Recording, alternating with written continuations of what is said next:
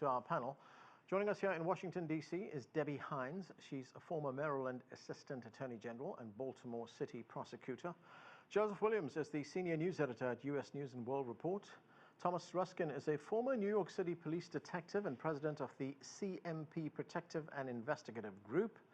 And with us from Los Angeles is retired LAPD Sergeant Cheryl Dorsey. Her autobiography is called Black and Blue, the Creation of a Social Advocate, a Law Enforcement Memoir. Thank you to all of you for being with us. Cheryl Dorsey, let me start with you. We just heard about that executive order that the president signed. The broad contours are really a database would be established to track police officers with excessive use of force complaints. It would also encourage the use of social workers, especially mental health experts, and it would ban the use of chokeholds, except where officers' life is under threat. What did you make of those proposals?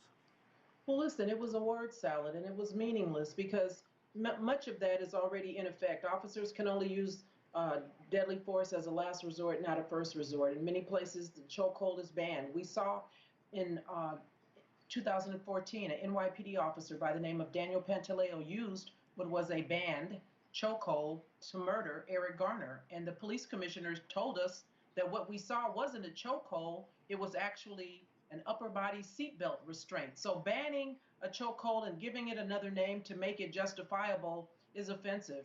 We know that creating a national registry, a database of names is useless because, listen, Derek Chauvin had 18 personnel complaints. He was already on a list, not a national list, but certainly a local list. We know that the officer who just murdered Rayshard Brooks, Officer Rolfe, was also probably on a list. He had over a dozen personnel complaints. So why do we need a list of officers? We already know who they are. How about we just hold them accountable when we find that they have committed policy violations? If they had dealt with Derek Chauvin 6 or 7 personnel complaints in, Mr. Floyd may very well still be alive today. Yeah, I want to get... Cheryl, we heard a moment ago from Thomas. He was telling us that there are something like 18,000 police forces in the United States and over 1 million police officers. And that we also have, and a lot of these police forces work in hyper-localized conditions. That was a point that was addressed by one of the Republican senators in the U.S. Senate, Tim Scott. This is what he had to say. I think it's really difficult to establish a codified in law standard for use of force. There are millions of scenarios that play out. There are other aspects of it that we can be more clear on, like the chokehold. This is a policy whose time has come and gone, and we try to tackle that on the local level.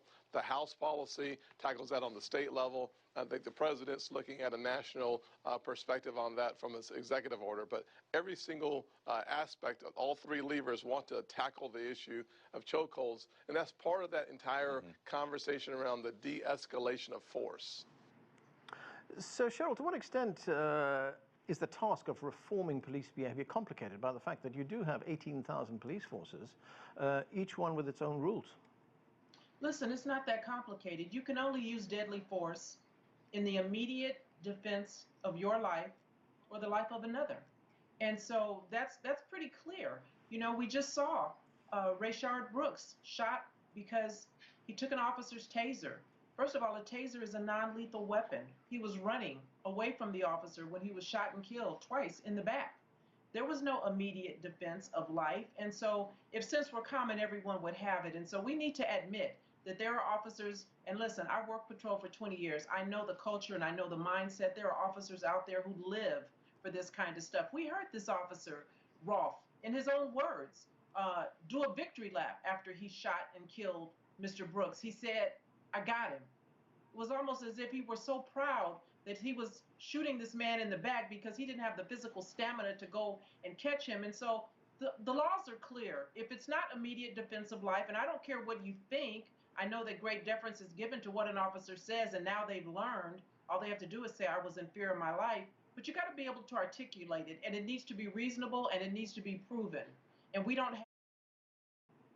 Cheryl Dorsey, the New York Police Commissioner, announced a measure yesterday, I think it was. He said that he's disbanding a unit of plainclothes officers who've been responsible, according to the New York Times, for some of the most notorious shootings and killings in New York. In fact, it was that unit that killed Eric Garner. This is what Dermot Shea, the commissioner, had to say. Let's listen to part of it. These are the plainclothes units that operate our traditional anti-crime. Effective immediately, we will be transitioning those units, roughly 600 people citywide, into a variety of assignments, including Detective Bureau, neighborhood policing, and other assignments. Make no mistake, this is a seismic shift in the culture of how the NYPD polices this great city. It will be felt immediately throughout the 5 district attorneys' offices. It will be felt immediately in the communities that we protect. So, Cheryl, what do you make of that? Is it significant? Will it change things? It means nothing. He's being intellectually dishonest. Listen, these are elephant hunters. These are the guys that go out and are proactive, and they stop people, get out the car, rough them up, find out that's the wrong person, and then jump back in their plane vehicle and drive off. Taking those guys out of plain clothes and putting them in a uniform and hiding them somewhere in the building is going to do nothing to stop the other officers who are out there running over pedestrians on bicycles, who are heavy-handed with folks day in and day out. What it will do is it's going to upset those guys because they probably had a pretty cushy job and they enjoyed it. I worked a specialized unit, South Bureau C.R.A.S.H, the gang unit, so I know what it is to be in plain clothes and have a little autonomy, and you get to come and go, and you don't have to answer to supervisors like uniformed patrol officers do. But in terms of accountability, they act like it's a bad word and they just refuse to say it.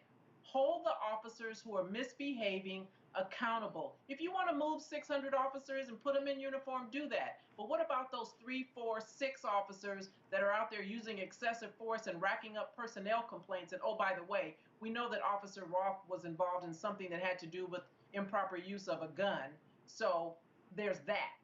Deal with that, and maybe things might be better. But just wholesale saying I'm taking 600 and I'm putting them in a uniform and that's going to solve the other however many thousands of police officers there are in NYPD is being intellectually dishonest. Thomas.